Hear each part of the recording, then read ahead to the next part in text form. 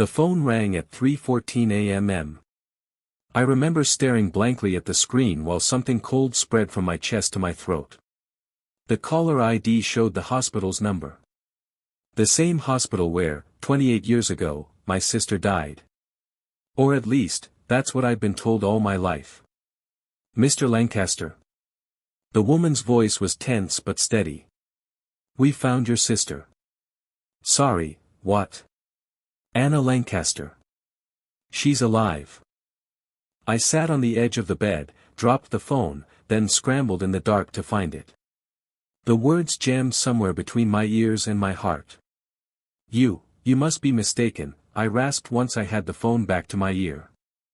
My sister died at birth. Silence. Then the words that blew my reality apart. We know that's what you were told. But we have a DNA test, and statements from family. Family. That word hit harder than the news itself. Whose family? I managed. But there was no answer. The line went dead. I sat in the kitchen, barefoot, clutching a mug of cold coffee, trying to remember anything from childhood that now seemed strange. Mom rarely spoke about that day. All I knew was, something went wrong during labor, Dad had stepped out to get some things, and when he came back, they told him the baby couldn't be saved. The infant was cremated, the urn given to my mother. I'd seen it only once, a dark box tucked away in a dresser. I'd always believed it held my sister's ashes. Half an hour later, I was in the car. The night was cold, the headlights carving pieces out of the wet asphalt and the occasional road sign. I drove toward the hospital, though the old building had long been abandoned, the address led me to a new wing on the city's outskirts. A man in a gray suit was waiting at the entrance. Not a doctor, too expensive shoes, too perfect posture. Mr. Lancaster. He spoke quietly, like he was afraid someone might hear. This way, please. We walked down an empty corridor, each of my steps echoing like we were the only living people in the building. I should warn you, he said, stopping in front of a door marked Patients, Authorized Personnel Only. What you're about to see might change everything you thought you knew about your family. He opened the door. And I saw her. Sitting on the bed, wearing a gray sweater, her eyes the exact same color as Mom's. Looking at me like she'd been waiting her whole life. You came, she said. Anna. Her name slipped from my lips as if I'd been saying it my whole life, only never out loud. She nodded. I knew you'd come.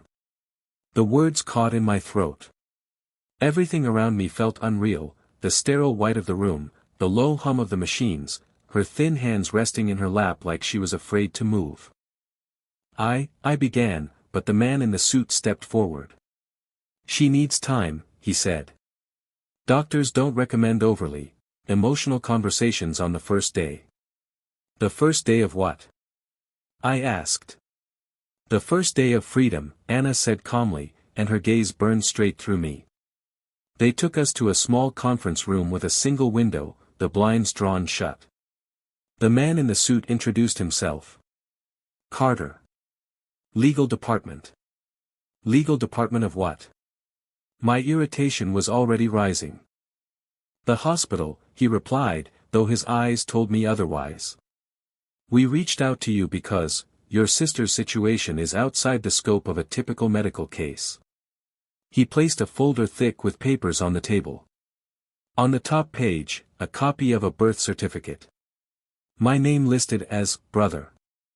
Only the date and location didn't match what I'd been told. This is a mistake, I said. We have another certificate, a death record.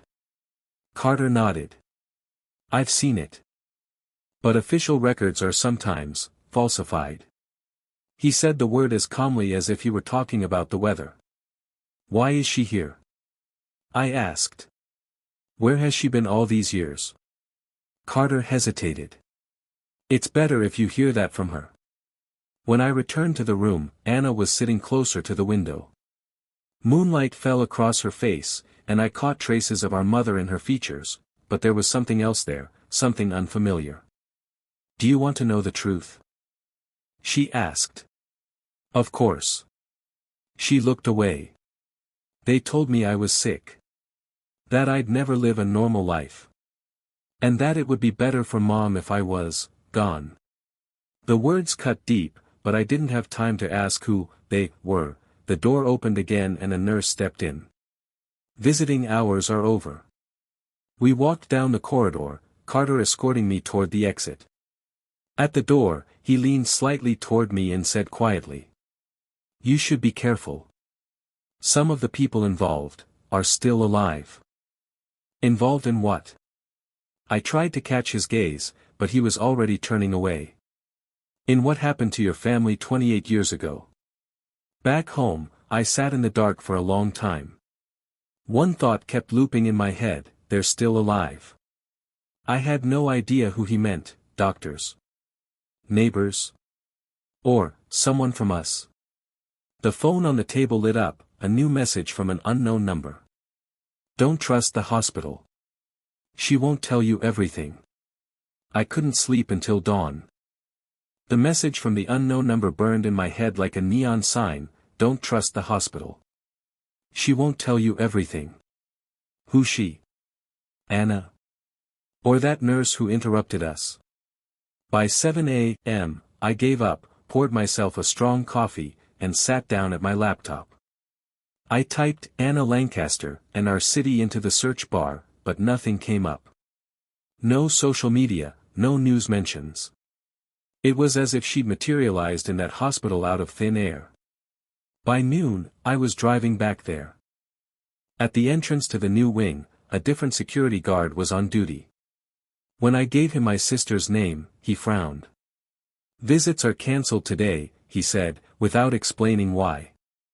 I need to speak to Mr. Carter, I tried. There's no one here by that name. I stared at him. He met me yesterday. Tall, gray suit. Sorry, sir, the guard didn't even blink. We don't have anyone like that here. I stepped outside, wondering if I was losing my mind. My phone buzzed in my pocket, another message from that same unknown number. You've already been noticed. Leave. I turned, across the street was a dark car. Inside, a silhouette, and what looked like the lens of a camera aimed at me. I took a step toward it, but the car immediately pulled away and melted into traffic. That evening, I decided to visit my mother. My father had died 10 years ago, and she lived alone in the house where Anna and I were supposed to grow up together. She opened the door almost instantly when I knocked. What are you doing here without calling? She asked, a trace of irritation in her voice. I was at the hospital. I saw Anna. Her face went pale. No, she said quietly. That's not possible. She's alive, Mom. And she remembers. My mother gripped the doorknob so tightly her knuckles turned white. Go home. Please. Don't drag me into this. Drag you in? This is our family. I was almost shouting. She gave me a long, scorched look, there was more fear in it than anger. If you keep digging, you'll lose everything. Then she closed the door. Late that night, another message arrived. Tomorrow, 9 a.m. Old Hospital Wing. Come alone. The old hospital wing looked like it had been abandoned in a hurry 20 years ago. Some of the windows were boarded up, and grass pushed through cracks in the asphalt by the entrance. I arrived 10 minutes early. No cars nearby. The air was heavy, damp, and smelled of rust. At 8:59, a door with peeling paint cracked open, and a woman in a dark blue jacket stepped out of the shadows. Quickly, she said. We can't stay here long. Inside, it smelled of dust and medicines no one had used in years. We walked down a narrow hallway, the old tiles creaking underfoot. Who are you? I asked, trying to keep pace. Call me Linda, she replied without looking back. I worked here the year it happened. What year? You know, she said. The year your sister died. We stepped into a small office, its walls covered in yellowed notices. Linda pulled a thick envelope from her pocket and set it on the table. These are copies of the real records. Not the ones in the official archive. I opened it. Inside were sheets of EKG readings, doctor's notes, and a photo. Black and white, with a date printed at the bottom, June 12, 1995. In it, a newborn girl in an incubator. Is this Anna? Linda nodded. She was healthy. Perfectly healthy. But the next day, her disappearance was recorded as a death. Disappearance? My mouth went dry. Your mother was signed off on a necessary procedure. But I saw the baby carried out through the back entrance. I stared at her, trying to process. Who did it? Linda exhaled heavily. I have my suspicions, but little proof. And the people who were here back then, most are gone. One way or another. Except who? She held my gaze. Except for one person. And you've already spoken to him. I was about to press her further when a noise echoed from the hallway, something metallic hitting the floor. Linda jumped to her feet. They found us. She shoved the envelope into my hands. Go down the back stairs. Don't look back. I ran down the narrow staircase, my heart pounding so hard my ears rang. When I burst outside, the air felt icy. Glancing up, I caught sight of a dark figure in a second-floor window. Just standing there, watching me leave. Back home, I locked the door with every bolt I had. The envelope lay on the table in front of me. Among the papers was another photo, taken many years later.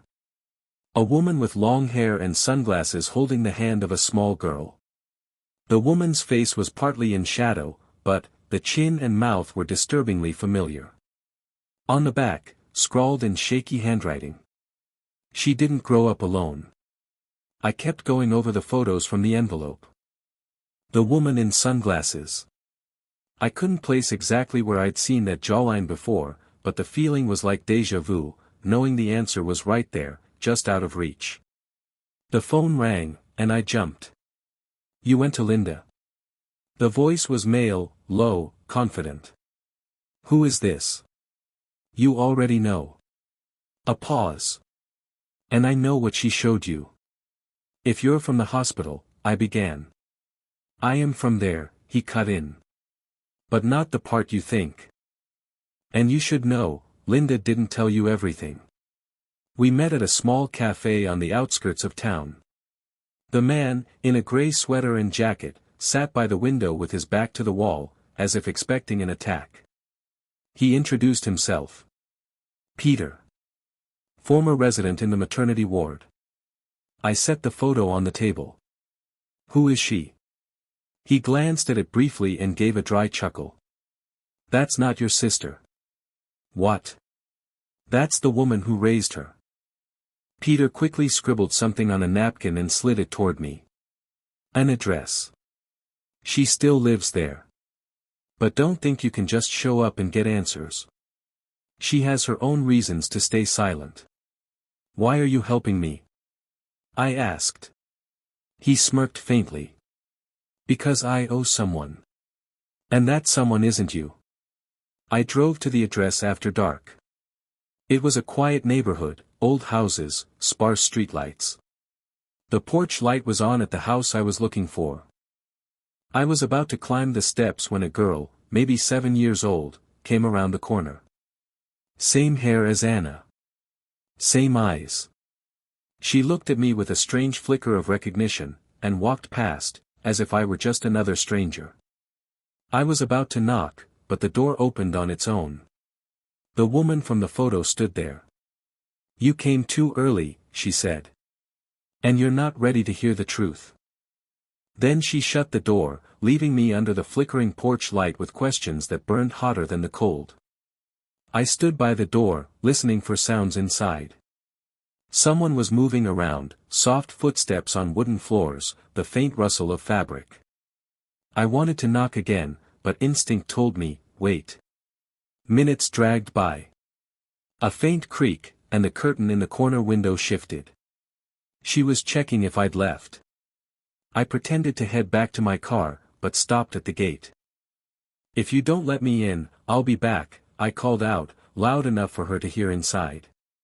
No reply, but from somewhere deeper in the yard, a gate slammed. The woman, now in a dark coat, was walking briskly toward an old shed. I moved after her, but not directly, cutting through the neighbor's lot to come out from the other side. The shed was cluttered with boxes and dismantled furniture. In the corner, a dim bulb cast a yellowish light.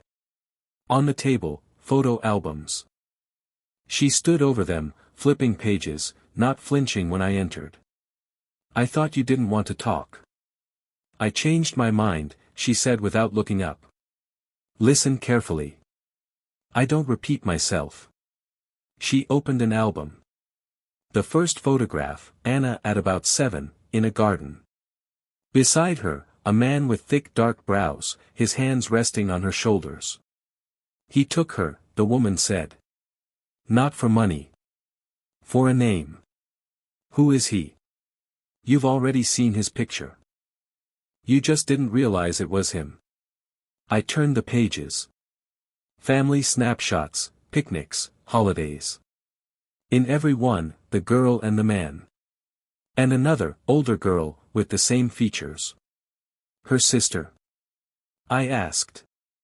The woman let out a dry laugh. "No.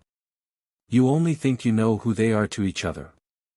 She shut the album and pulled a small bundle from under the table, yellowed newspapers tied with string. "Take it. Everything I managed to hide before he noticed." "Why trust me with it?"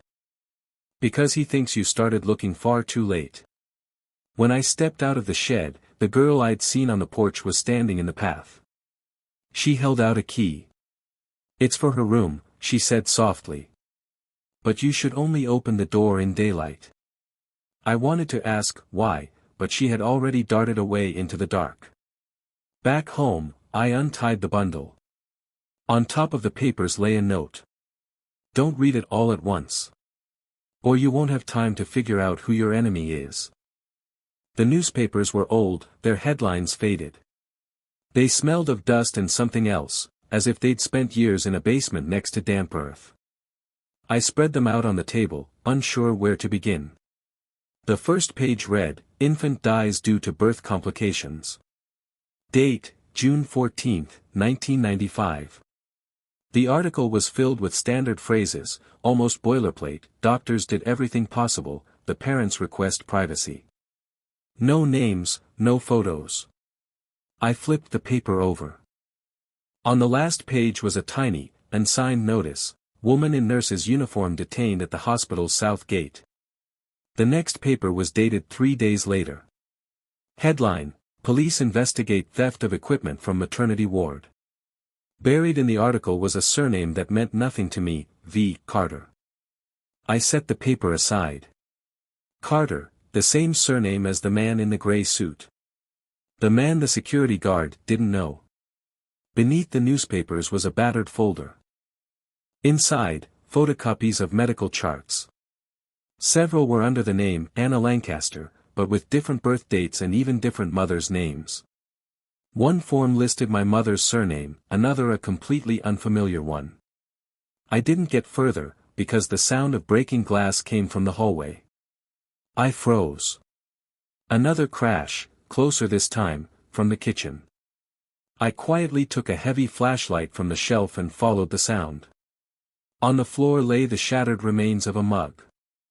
The window was open, though I hadn't touched it. In the dark yard, a shadow moved.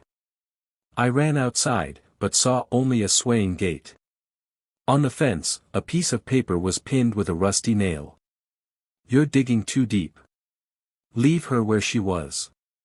Back inside, I put the newspapers back in the bundle and locked them in my desk. But I kept one document on the table. A black and white photo of a man in his 40s, wearing a medical coat. The face was familiar, though I couldn't place where I'd seen it. In the corner of the photo, written in pencil: "He still wears that coat." I sat at the table until dawn, staring at the photo of the man in the white coat. At some point my eyes caught on a barely visible detail, a small scar at his temple, just above the brow line. A memory flashed, a smile, an outstretched hand, a short phrase, "We'll do everything we can." I leaned back in the chair. Now I knew who he was. And I understood that saying it out loud would be the same as signing my own death warrant. By noon, I was driving into the city. The streets were busy, but I kept feeling eyes on me. A white van flickered in the mirror, then a dark car slowed a little further up the road. I stopped by a bookstore and went inside. The clerk recognized me, we'd gone to school together. We exchanged a few words, but I kept glancing toward the window. Suddenly my phone buzzed. A message from an unknown number. "You've already seen him. Don't approach him alone." I left the store and headed toward the hospital. Not the new wing, the administrative building. Doctors and nurses passed by, some nodding, some ignoring me. And then, him. Walking down the corridor in that same white coat, the same scar on his temple. In his hands, a folder of documents, on his face, nothing but cold professionalism. He passed by, but his gaze lingered on me for just a fraction of a second. Just enough to send a chill down my spine. I stepped outside and got into my car. My hands were shaking so badly I nearly dropped the keys. I knew he'd recognized me. And I knew I had less time than I thought. Back home, I pulled out the bundle of newspapers and began leafing through them, searching for any clue that could protect me. Instead, I found another note tucked between the pages. "He's not working alone." That evening, the doorbell rang. I looked through the peephole, no one. But on the doormat lay a child's drawing, a house, a sun, two figures holding hands. In crooked letters above it, Daddy and Anna. I stood there holding the page, knowing I'd have to find answers faster now. Because someone had started playing with me in the open. I came back to the hospital the next day. Not through the main entrance, through the side door where the nurses smoked. The corridors were empty, only the distant rattle of a rolling metal cart echoed somewhere ahead. Anna was sitting on the bed, legs tucked under her, a notebook in her hands. When she saw me, she frowned. "You shouldn't have come." "I don't have time to wait," I said. "I know who he is." Her fingers clenched the notebook so tightly her knuckles turned white. "If you think he acted alone, you're wrong. Who else?" She was silent for a long moment, then slowly opened the notebook and handed me a page. It was an old photograph, her in some courtyard, next to a woman in a nurse's uniform. "That was your mother," Anna said. "She brought him to us." I felt blood pounding in my temples. "That's impossible. Mom." "I don't remember the hospital," she cut me off. "But I know it was her. The people who raised me told me who handed me over. They even played me a recording. It's her voice." "A recording?" "A conversation where she says, 'It's for the best, and this is the only way.' I've heard it dozens of times." I wanted to ask why she was telling me this only now, but a knock came at the door, quiet, rhythmic, 3 short taps. Anna's face went pale. "It's him," she whispered. "If you stay, they won't have time to get you out." She shoved the notebook into my hands.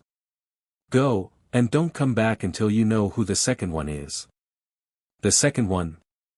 "He couldn't have done it without someone you trust." I slipped out through the emergency exit. The notebook was in my hands, my head spinning with broken fragments of memories about my mother. My phone rang in my pocket, an unknown number. "You're too close," a man's voice said. "And if you keep going, the truth will burn you before you uncover it." The call ended, and in the reflection of the nearest shop window, I saw it. 10 steps behind me stood a man in a white coat. I went home, locked every bolt, and opened the notebook Anna had given me. Between the pages was that cassette. Old, with a worn label, 1995. I dug an old tape player out of the closet and slid the cassette in. At first, static, then a woman's voice. My mother's. It's for the best. No one must know she's alive. A man's voice. I'll take care of it. But I'll need documents to close the case. We'll make them. I have someone in the archives.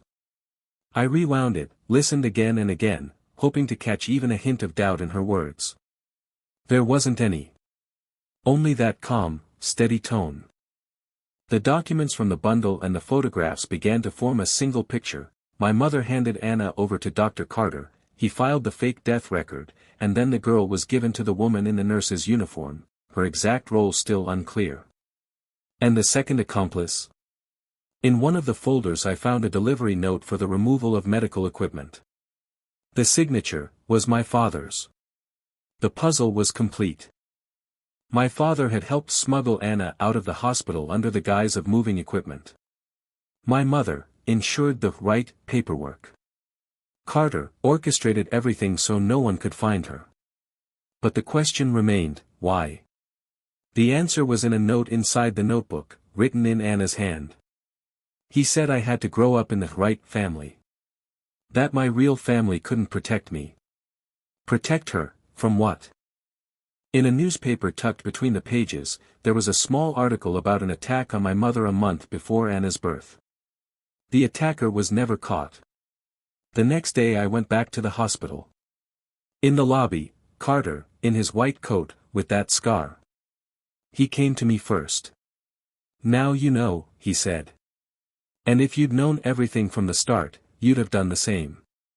I'd never steal a child from my own family. He smirked slightly. Are you sure she'd still be alive if she'd stayed with you? His words stuck in my head.